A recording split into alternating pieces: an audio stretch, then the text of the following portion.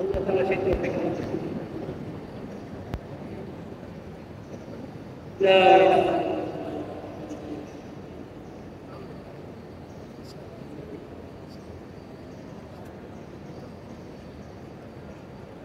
رب اغفر لي وتب علي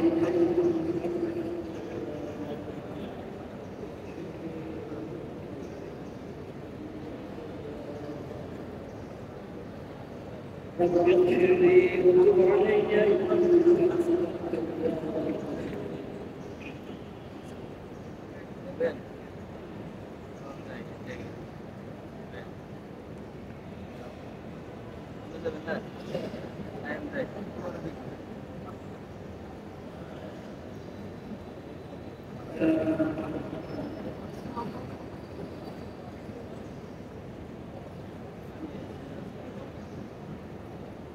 قرآن كريم سورة بقرة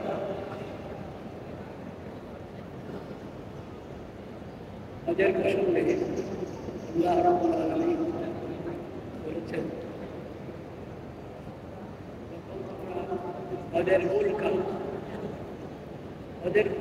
হলো আরাফায় অবস্থান।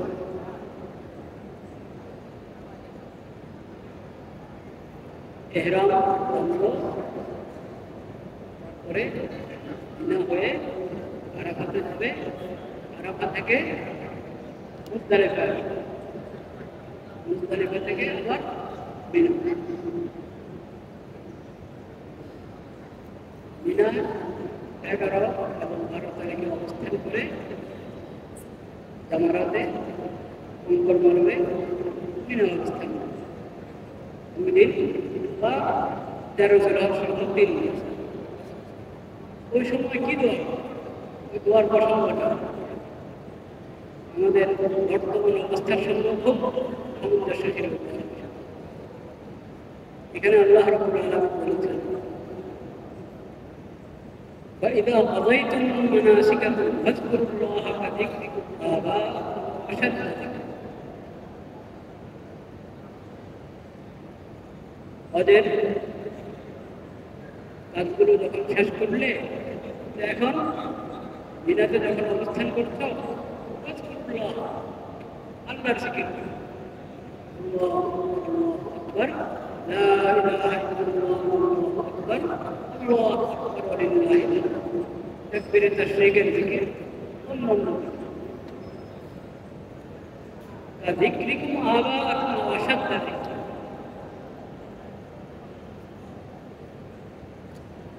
ইসলাম পূর্ব যুগে যখন ইসলামের শিক্ষা ছিল না, তাওহীদের শিক্ষা হারিয়ে ফেলেছিল মক্কার মুশরিকরা, অন্য মুশরিকরা, বেঈমান। তারা করতো কি? তারাও হজ করত, কিন্তু সেটা তাওহীদের হজ ছিল, শিরকের হজ। কিসের হজ? শিরক। ওটার তালবিয়াটাও পরিবর্তন করে ফেলেছে, লাব্বাইক আল্লাহুম্মা লাব্বাইক, তাওহীদের তালবিয়া, ওটার মধ্যে শিরক ঢুকিয়ে দিয়েছিল। আর ওদের আরাফা থেকে আসার পর তারা নিজেদের বাপ-দাদার প্রশংসা, কার কি শোনা, বাস্তব অবাস্তব, ওই নিয়ে ব্যস্ত থাকে। আল্লাহ রাব্বুল আলামিন বলছেন, এতদিন তো বাপ-দাদার আলোচনা করতে থাকে, এখন তাওহীদের হজ, এটা ইবাদত, এই হজের তরিকা বলতে হচ্ছে। এটা হলো এখানে আল্লাহর জিকির, আল্লাহর জিকির। বাপ-দাদার জিকির যেরকম করতে ওরকম করবে, এর চেয়ে বেশি আল্লাহু আকবার, লা ইলাহা ইল্লাল্লাহ, আল্লাহু আকবার।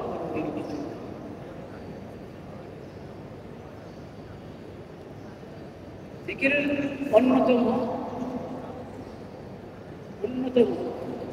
প্রকার হলো, অন্যতম প্রধান প্রকারগুলোর মধ্যে দোয়া। এখানে আমার কাছে প্রার্থনা করবো, দোয়া করবো। দোয়াটা কেমন হবে?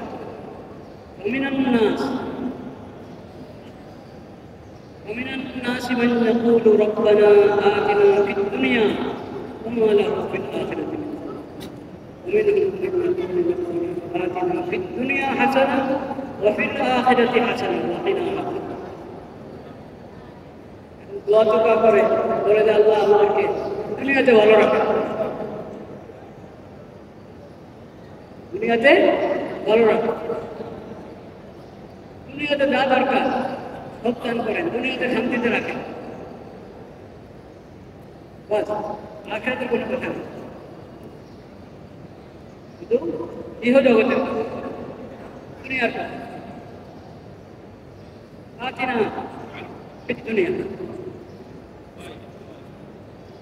ফিদ দুনিয়া হাসানা তো বলতে হবে, ফিদ দুনিয়া বাস দুনিয়া চাই। وما له في الآخرة বলেন যে নিজেও আখিরাত চাচ্ছে না, আর আখিরাতে তার কোনো লাভ নেই, আখিরাতে তার কোনো কি নেই।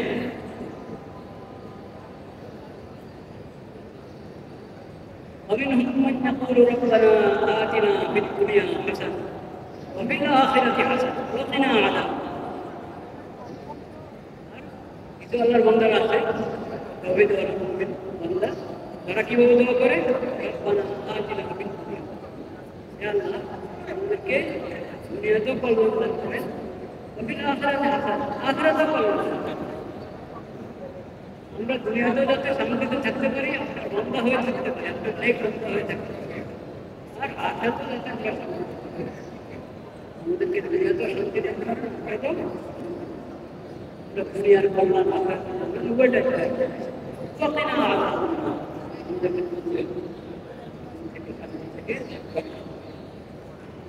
আল্লাহ বলছেন উলাইকা লাহুম নাসীবুম মিম্মা কাসাবু ওয়াল্লাহু এরা তো চাচ্ছেই জগতের জগতের কল্যাণ করা, তারা যেভাবে করেছে ওইভাবে তারা তাদের জন্য আকালে হিসাব আল্লাহু সামিউল হিসাব, আল্লাহ অনেক দ্রুত হিসাব দিতে পারেন, দিয়ে দিন হিসাব দিতে চাইলে কোটি কোটি মানুষের কীভাবে হিসাব দেবেন?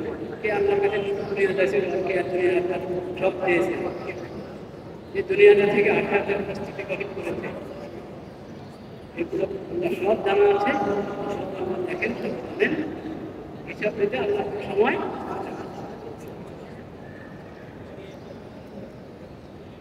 এটা হলো আমাদের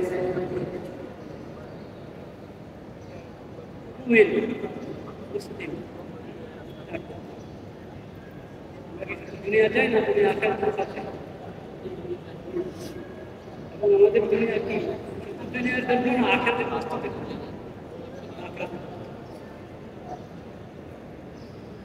10 নম্বর সূরা ইউনূস, সূরা ইউনূসের 7 নম্বর আয়াত, 7-8 দুটি আয়াত। ইন্নাল্লাযীনা লা ইয়ারজুনা লিকাআনা ফিল হায়াতি দুনিয়া বিহা আল্লাযীনা আন আয়াতিনা أولئك الله بما كانوا يكسبون إن الذين آمنوا وعملوا الصالحات يهديهم بإيمانهم تجري من تحتهم في جنات النعيم دعواهم فيها سبحانك اللهم وتحيتهم فيها سلام آخر دعواهم الحمد لله رب العالمين। থেকে 10 নম্বর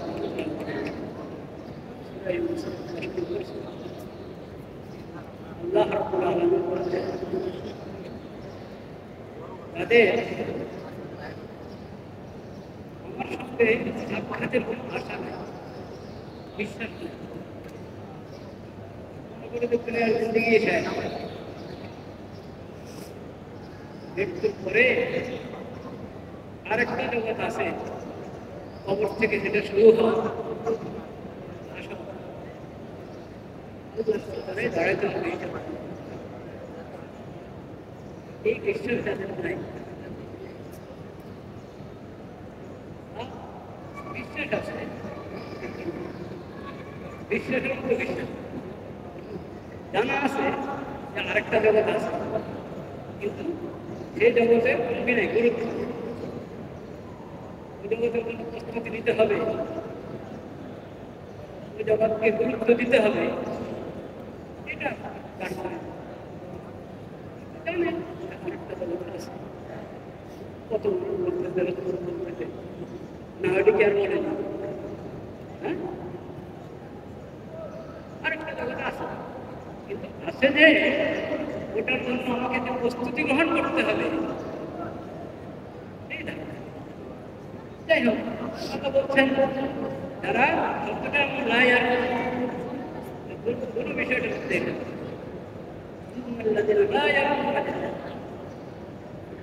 আমার সামনে দাঁড়াইতে হবে,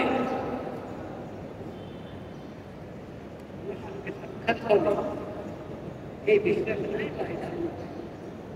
তাদের ওরকমের হায়াত দুনিয়া দুনিয়া পেয়ে তারা সন্তুষ্ট, এই জগতে তারা কি বর্তমান একবারে দুনিয়া ঠিক তো সব ঠিক, কিন্তু জগৎ আমার ঠিক আছে তাই না, সব কি জগতের চিন্তা করতে হবে, একবারে স্থির। দুনিয়ার ভোগ বিলাসের উপরে সন্তুষ্ট হয়ে একবারে শান্ত হয়ে আছে, আখিরাতের কোনো থেকে আয়াতিনা গাফিলুন, আল্লাহর দেওয়া নিদর্শন, আল্লাহর হুকুমের দ্বারা কোরআনের আয়াত সব জায়গায় আল্লাহ রাব্বুল আলামিন আর কুদরতের নিদর্শন, হেদায়েতের নিদর্শন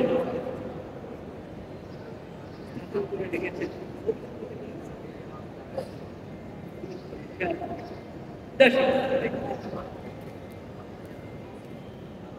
এদের ঠিকানা কি?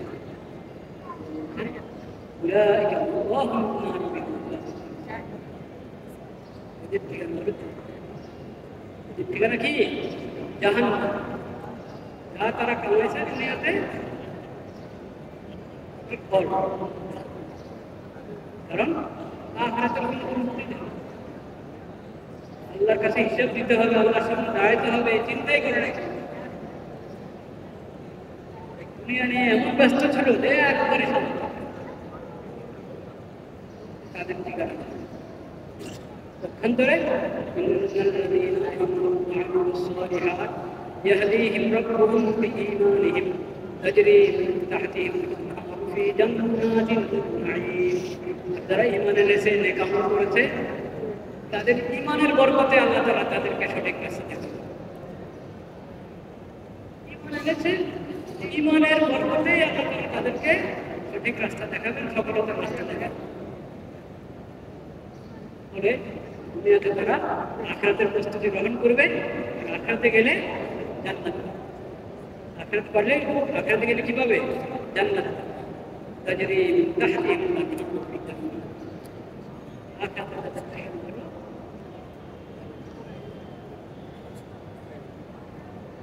دعواهم فيها سبحانك وتحيتهم فيها سلام وآخر دعواهم أن الحمد لله।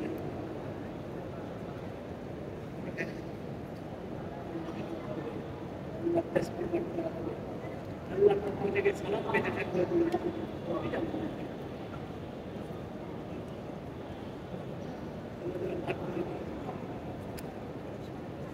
যার ফিকির শুধু ইহজগৎ আর ঠিকানা কি, আর যে দুনিয়াতে আছে আখিরাতের জন্য, দুনিয়ার কল্যাণটা আখিরাতের কল্যাণটা ঠিক আছে।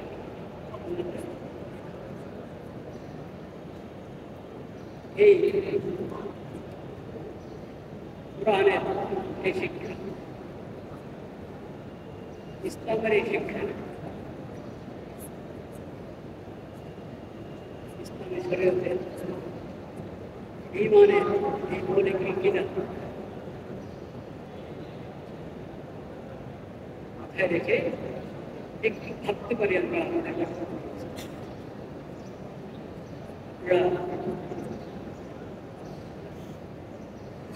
জানতে পারি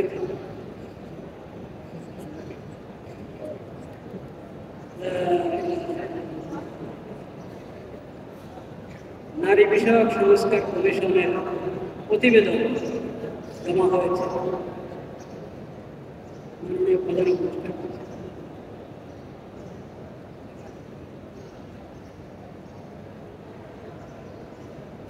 এই যে কমিশন, এই কমিশনের যে প্রতিবেদন ওনারা প্রস্তুত করেছেন, বেশ করেছেন।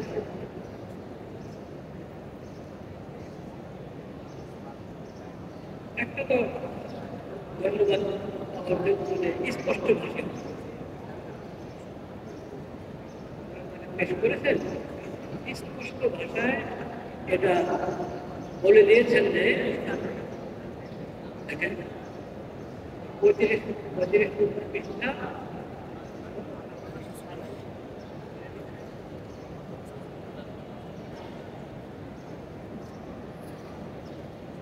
এখানে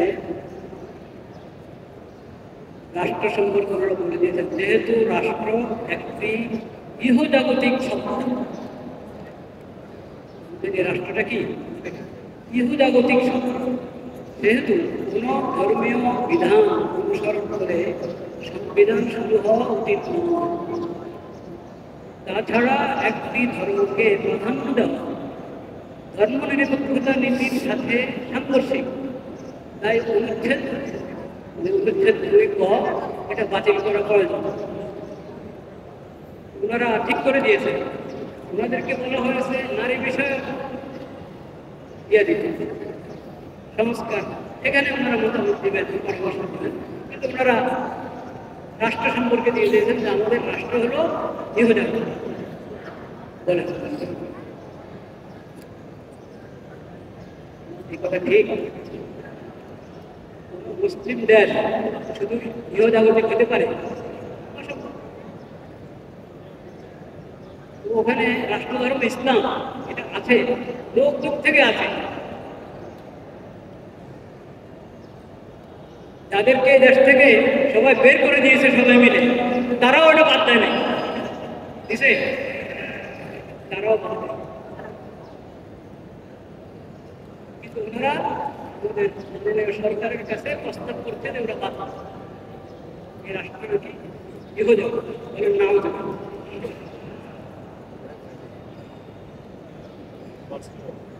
এই কথা আবারও বলেছে, এই কথা আপনার 244 নম্বর পৃষ্ঠা।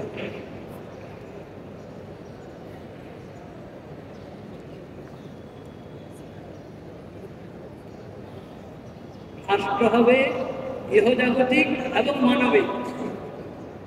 রাষ্ট্র হবে কি ইহজাগতিক, এটা শুধু দুনিয়া, আখিরাতের কিছু নাই এখানে।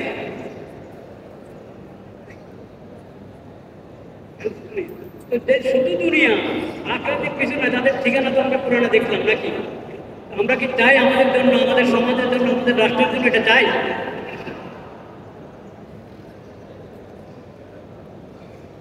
আরো বলছে কি মানবিক, এটা শুধু ইহজাগতিক হয়, ওটা মানবিক হওয়া সম্ভব? মানবতা করতে গেলে মানবিক হতে হলে তো আখিরাতের ফিকির থাকতে হবে। আখিরাতের ফিকির, যার আখিরাতের ফিকির নাই সে কখনো মানবতা বাস্তবায়ন করতে কি? এই দুটা কথা একসাথে মিলিয়ে দিল, রাষ্ট্র হবে ইহজাগতিক এবং মানবিক, এটা পরস্পর সাংঘর্ষিক কিন্তু অমানবিক। ইহজাগতিক করে বলতে হবে কি, যদি মানবিক চাও তাহলে এটাকে আখিরাতমুখী বানাও, আল্লাহমুখী বানাও। বলো লব্বাইক আল্লাহুম্মা লব্বাইক, লব্বাইক লা শারীকা লাক লব্বাইক, ইন্নাল হামদা ওয়ান নি'মাতা লাকা ওয়াল মুলক লা শারীকা লাক। বলো আল্লাহু আকবার, লা ইলাহা ইল্লাল্লাহ, আল্লাহু আকবার, আল্লাহু আকবার। একজন মুমিনের মতো বলো, আমান্না সামি'না ওয়া আতা'না। সামি'না, মুমিন তো এটাই বলে, সামি'না ওয়া আতা'না।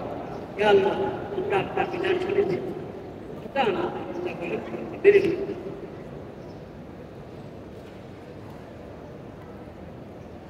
সেজন্য ওনারা কিন্তু সাফ করে বলে দিয়েছে, ওনারা স্পষ্ট বলে দিয়েছেন যে প্রতিবেদন ওনারা দিয়েছেন এটা হলো চিরজাগতিক, এটা শুধু দুনিয়া কেন্দ্রিক, এটার মধ্যে আখেরাতে কিছু পাবেন না, দিন শরীয়তে কিছু পাবেন না, ঈমান আমলের কোনো কিছু কি পাবেন না। এখন যার কাছে ঈমান আমলের গুরুত্ব নেই, আখেরাতের গুরুত্ব নেই, সেটা গ্রহণ করুন। আর যার কাছে ঈমান আমলের গুরুত্ব আছে, আখেরাতের গুরুত্ব আছে, শরীয়তের গুরুত্ব আছে, কোরআনের গুরুত্ব আছে, হাদিসের গুরুত্ব আছে, সেটা গ্রহণ করতে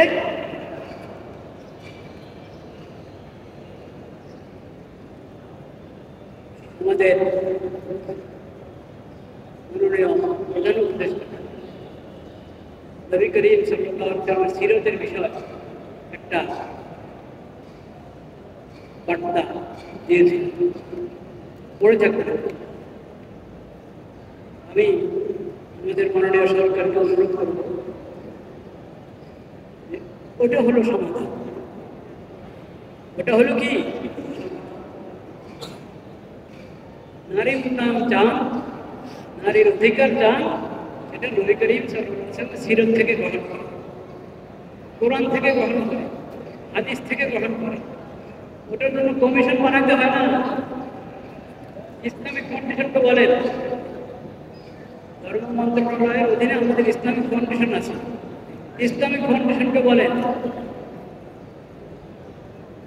দিদি মহোদয়কে ইশারা করেন, দিদি মহোদয়কে ইশারা করেন, আপনাকে পেশ করে দিব, বরং পেশ করা আছে ইসলামিক ফাউন্ডেশন থেকে সিরতের উপরে এবং নারী বিষয়ক, মহিলাদের বিষয়ে যাবতীয় বিধিবিধান বই আকারও ছাপা আছে এবং কোরআন সুন্নাহ থেকে, নবীদের সিরত থেকে যে কোনো সময় পেশ করে দেওয়া সম্ভব।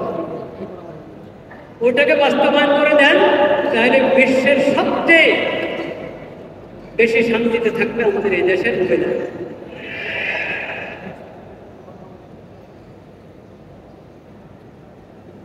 এটার জন্য কমিশন গঠন করবেন এমন লোকদেরকে দিয়ে যারা না জানে ইসলাম, না জানে নবীদের সিরত,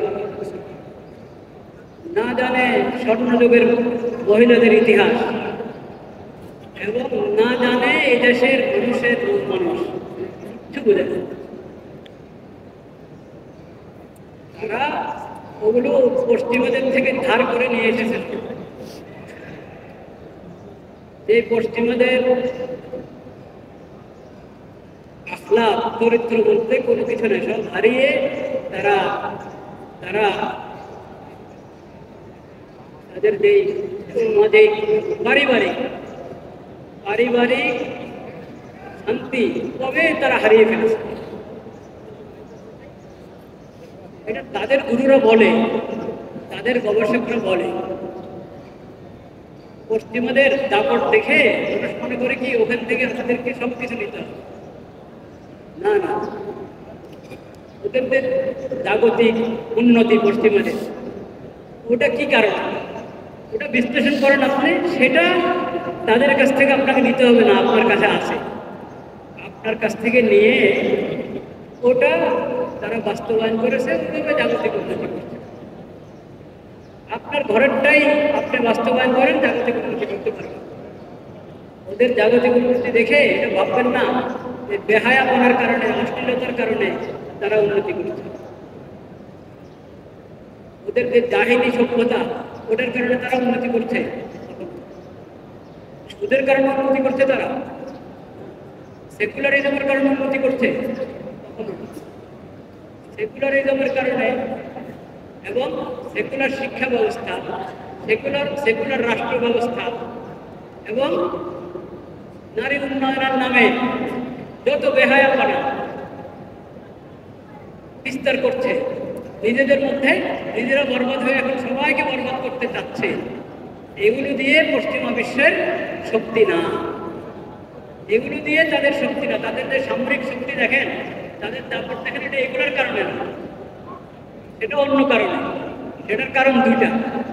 এক কারণ হলো মুসলিম উম্মাহ ইসলামের শিক্ষা ছেড়ে দিয়েছে, এজন্য আল্লাহ তাআলা এদের শক্তি তাদেরকে দিয়ে দিয়েছে, এটা এক কারণ। আরেক কারণ হলো আমাদের শরীয়তে, আমাদের নবীদের সিরতের মধ্যে যে শিক্ষাগুলো আছে, দুর্নীতি থেকে দূরে থাকো, জুলুম থেকে দূরে থাকো, সততা সত্যবাদিতা গ্রহণ করো। ওরা ওদের ব্যবসা বাণিজ্য এবং একটা বিশেষ গণ্ডিতে নিজেদের উন্নতির জন্য এগুলোকে গ্রহণ করে, এগুলো মেনে চলে। এগুলো তো আমাদের শিক্ষা, এগুলো মেনে চলে এখানে। সে কারণে তাদের যেসব লাইনে তাদের উন্নতি আমরা দেখছি, ওদের উন্নতি হচ্ছে। এজন্য না যে তারা যত ধরনের অশ্লীলতা এবং আখরাত বিমুখিতা, খোদা বিমুখিতা, এই কারণে তারা তাদের দুনিয়ার উন্নতি হচ্ছে, এই ধারণা কিনা ঠিক।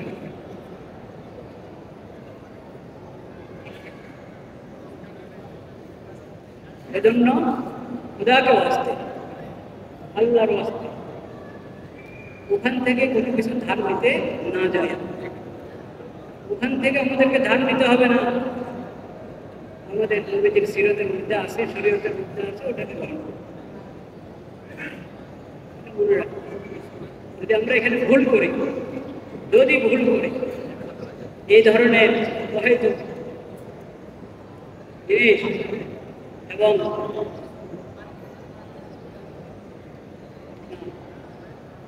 কি ভাষা মন্তব্য করবো, হালকা শব্দটা বললাম, এই ধরনের বেহুদা জিনিস যদি এ দেশে বাস্তবায়নের চিন্তা করা হয়, তাহলে এটা হবে সবচেয়ে বড় ঝুঁকি এবং এটা হবে সবচেয়ে বড় বেঈমানি, সবচেয়ে বড় খেয়ানত।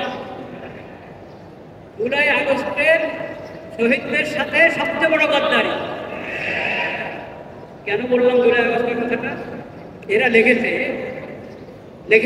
নাই, যখন এটা পেশ করা হয়, যখন এই প্রতিবেদনটা পেশ করা হয়, তখন প্রতিবেদন কমিশনের প্রধান যিনি,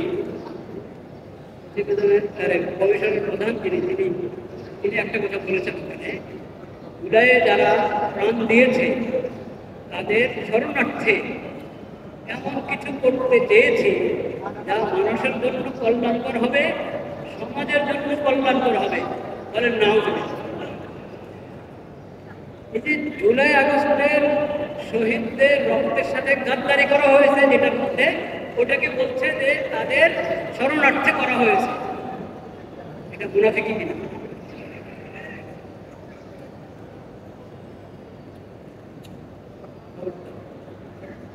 এটা জুলাই আগস্টের শহীদদের সাথে, তাদের রক্তের সাথে গাদ্দারি, সেটা তাদের স্মরণে করবেন। নাউযুবিল্লাহ।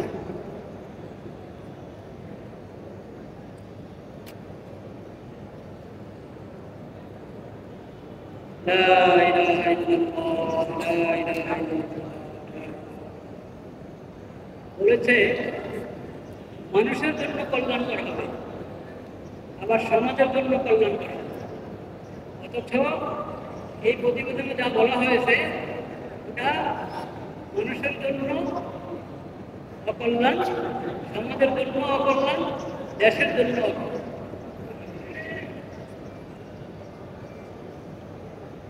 কল্যাণের কিছু নেই। এই বিষয়টা এটা যে শরীয়ত বিরোধী, কোরআন বিরোধী তা না। এই প্রতিবেদনটা খালি কোরআন বিরোধী, শরীয়ত বিরোধী তা না, শুধু এটা বাস্তবতা বিরোধী এবং আমাদের সমাজ বিরোধী এবং আপনার একবারে সাধারণ বিবেক বুদ্ধির বিবেচনার বিরোধী। এটা বিরোধী। মানুষের মধ্যে লজ্জাবোধ বলতে কিছু আছে কিনা? হ্যাঁ, এই প্রতিবেদনের দাবি হলো লজ্জা টজ্জা এগুলো সব বের করে। এটা দেখেন কি ভাষায় কথাটা বলেছে।